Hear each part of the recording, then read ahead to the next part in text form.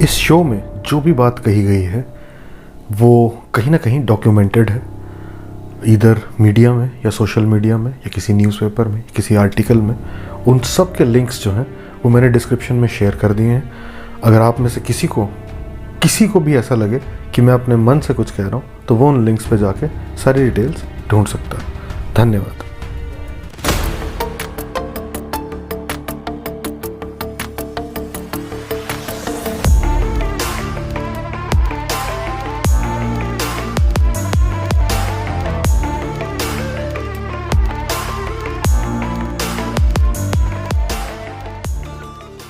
Welcome to the pakora gang show, Jammu issues explained episode 2। आज बात करेंगे युवा राजपूत सभा की। जम्मू और कश्मीर, जहां हर पॉलिटिकल पार्टी ने जो भी पावर में रही, उन्होंने अपने पॉलिटिकल हीरोज को सम्मानित करने के लिए इम्पॉर्टेंट प्लेसेस जैसे कि इंस्टीट्यूशंस या फिर रोड टनल्स का नाम अपने पॉलिटिकल हीरोज पे रख दिया। लेकिन किसी भी पॉलिटिकल पार्टी को महाराजा हरि सिंह जी की याद नहीं आई। ये याद दिलाई युवा राजपूत सभा ने। युवा राजपूत सभा की ऑफिशियल फॉर्मेशन 2014 में हुई थी। इनके पहले प्रधान जो थे वो सुरिंदर सिंह गिल्ली जी थे। मुख्य 2 मुद्दे थे, पहला राजपूत वेलफेयर बोर्ड और दूसरा 23 सितंबर को महाराजा हरि सिंह जी के जन्मदिवस की छुट्टी दिलाना। इन दोनों मुद्दों में प्रेफरेंस मिली 23 सितंबर की छुट्टी दिलाने को। युवा राजपूत सभा जब से उनकी फॉर्मेशन हुई है तब से हर साल 23 सितंबर को एक बहुत बड़ी रैली निकालती है और महाराजा जी को सम्मानित करती है। 2014 से एग्जिस्टेंस में आई युवा राजपूत सभा तब से ही कोशिश कर रही थी कि महाराजा हरि सिंह जी के जन्मदिन की छुट्टी जो है वो 23 सितंबर को दिलाई जाए। ये मुहिम जो थी ये चलते 2022 आते पूरे जम्मू की मुहिम बन गई। जम्मू का हर इंसान, हर तबके का इंसान, सिर्फ राजपूत ही नहीं, हर एक कास्ट, कलर, क्रीड, रिलीजन को बिलोंग करने वाले आदमी की डिमांड बन गई और इसीलिए गवर्नमेंट को ये डिमांड माननी पड़ी और 23 सितंबर की छुट्टी जो है वो उनको डिक्लेयर करनी पड़ी। ये युवा राजपूत सभा की बहुत बड़ी जीत थी। फिर आता है टोल प्लाजा वाला इशू, जो हम एपिसोड नंबर 1 में पूरी तरह एक्सप्लेन कर चुके हैं। वहां तक जहां तक युवा राजपूत सभा के मेंबर्स को जेल से छोड़ देने के बाद कविंदर गुप्ता जी की एक स्टेटमेंट आती है जिसमें वो कहते हैं कि युवा राजपूत सभा जो है वो पैसे लेके काम करने वाली ऑर्गेनाइजेशन है। यहां तक हमने एपिसोड 1 में बता दिया था। ये भी कहा था एपिसोड 1 में कि ये मुद्दा कल भी चल रहा था, आज भी चल रहा है और आगे भी चलता रहेगा। इस मुद्दे में इसके बाद क्या हुआ, जो भी हुआ, उसके सारे पर्सपेक्टिव्स आज एक्सप्लेन करेंगे। जब कविंदर गुप्ता जी की वीडियो जो थी वो वायरल हो जाती है, उसके नेक्स्ट डे कविंदर गुप्ता जी एक स्टेटमेंट देते हैं कि जितनी भी जो भी वीडियो जो है जो वायरल की जा रही है उसके साथ छेड़छाड़ हुई है। उसके कुछ देर बाद वो एक और स्टेटमेंट देते हैं कि अगर उनकी बातों से कोई आहत हुआ है तो उन्हें खेद है। युवा राजपूत सभा कविंदर गुप्ता जी को माफ़ी मांगने के लिए कहती है, लेकिन वो जहाँ भी जिस भी पोर्टल पे अपना इंटरव्यू देते हैं वो सिर्फ ये कहते हैं कि उन्हें खेद है। किसी भी बात पे खेद प्रकट करना और किसी भी बात की माफ़ी मांगना 2 अलग बातें हैं।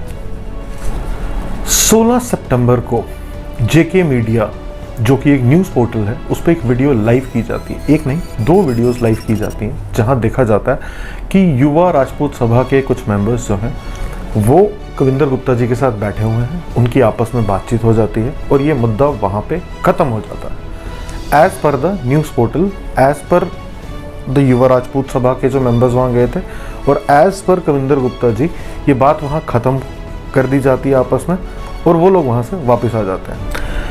अब इस वीडियो से कुछ पिक्चर्स जो हैं वो ले ली जाती हैं और वो सोशल मीडिया पे वायरल हो जाती हैं। उन पिक्चर्स में युवा राजपूत सभा के जो एक्स प्रेसिडेंट हैं हैप्पी सिंह जी, वो हाथ जोड़ के खड़े हुए नजर आते हैं कविंदर गुप्ता जी के सामने। ये पिक्चर वायरल होने के बाद युवा राजपूत सभा की तरफ से एक्सप्लेनेशंस दी जाती हैं कि वो लोग एसपी ऑफिस में एक एप्लीकेशन देने गए थे अगेंस्ट कविंदर गुप्ता जी उन्होंने एप्लीकेशन दी, उसके बाद वो वहाँ से निकले और उसके बाद उन्हें कॉल आता है कविंदर गुप्ता जी का कि वो इनसे कहीं मिलना चाहते हैं। उसके कुछ देर बाद जेके मीडिया पोर्टल पे ही एक और वीडियो लाइव होती है जहाँ पर ये बताया जाता है कि वो जो जगह थी जो डिसाइड की गई थी जहाँ पे सबका मिलना होगा आपस में, वो शमशेर सिंह जी की कोठी है। बहुत सारे युवा राजपूत सभा के अपने कोर टीम मेंबर्स जो हैं वो एलिगेशंस लगाते हैं कि उन्हें पता ही नहीं था कि उनकी बाकी की टीम जो है वो कविंदर गुप्ता जी से मिलने जा रही है।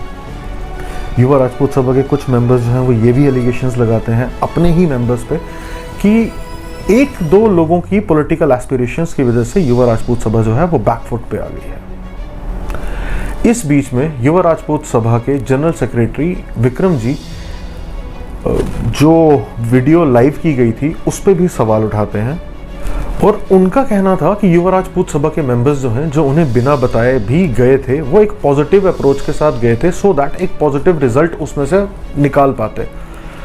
जब वो घर वापस आए तो इतनी देर में जो माहौल सोशल मीडिया पे बना उन्हें भी तब समझ में आया कि वो पॉजिटिविटी ढूंढने गए थे बट नेगेटिविटी लेके आए हैं साथ में। युवा राजपूत सभा अपने बचाव में, अपने डिफेंस में एक स्टेटमेंट देती है कि अगर लोगों को लगता है कि कविंदर गुप्ता जी ने माफ़ी नहीं मांगी है या लोग संतुष्ट नहीं है या जो हैप्पी जी और जो प्रेसिडेंट साहब या प्रधान साहब जो उनके साथ मिलने के लिए गए थे उस मिलने की प्रक्रिया या फिर घटना से अगर लोग जो हैं वो खुश नहीं हैं और लोग उस चीज़ से नेगेटिव चीज़ें निकाल रहे हैं तो 23 सितंबर के दिन के बाद 23 सितंबर सेलिब्रेट करने के बाद वो कविंदर गुप्ता जी के साथ बैठ के एक जॉइंट प्रेस स्टेटमेंट दे देंगे कि आखिर उसमें हुआ क्या था। इस सारे मुद्दे को आप दो तरह से देख सकते हैं। अगर आप एक पर्सपेक्टिव से देखें तो आपको लगेगा कि ये कोई सोची समझी साजिश थी, ये कुछ बना बनाया प्लान था।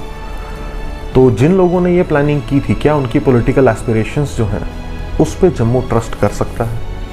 एक इसका एस्पेक्ट से सोचें तो ये बात है।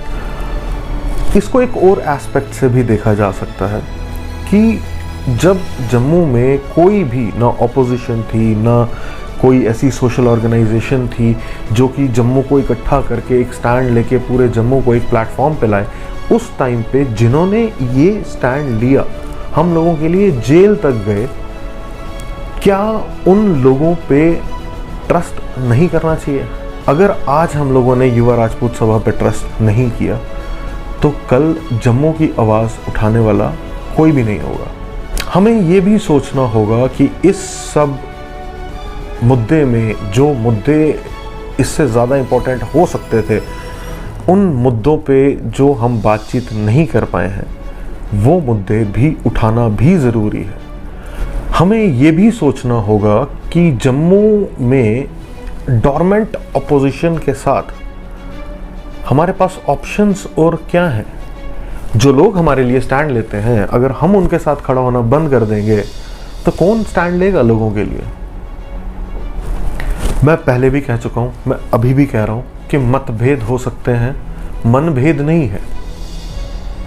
हम युवा राजपूत सभा के साथ कल भी खड़े थे, आज भी खड़े हैं, कल भी खड़े रहेंगे। और जहाँ तक हम युवा राजपूत सभा को और उसके मेंबर्स को अभी तक समझ पाए हैं तो हमें पूरा विश्वास है कि ये ऑर्गेनाइजेशन जो है ये वापस इससे स्ट्रांगली वापस आएगी, खड़ी होगी, जम्मू के लिए भी, डोगरास के लिए भी और सबके लिए भी। पर अभी वक्त है उनके साथ खड़े होने का। युवा राजपूत सभा के मेंबर्स हम लोगों से वोट नहीं मांग रहे हैं, हम लोगों से माफ़ी मांग रहे हैं अपनी पॉलिटिकल इमेच्योरिटी के लिए। तो क्या हमारा फ़र्ज़ नहीं बनता कि हम उन्हें माफ़ कर दें और उनके साथ अनकंडीशनली खड़े रहें? जम्मू की आवाज़ को और बुलंद करना है या दबा के ख़त्म कर देना है, ये डिसाइड आपको करना है। Thank you. अब हमारी बहुत important section know your heroes. आज के हीरो हैं captain Tushar Mahajan. 9 para SF of Indian Army में commissioned. This brave boy gave his life made the ultimate sacrifice in the line of duty in Pulwama in February 2016. He was born on 25th May 1987 in Udhampur. मैं साहिल चोपड़ा अपने pakora gang show की पूरी team के साथ और पूरे जम्मू की तरफ से कैप्टन तुषार महाजन और उसकी फैमिली को सैल्यूट करता हूँ। जय भारत, जय हिंद।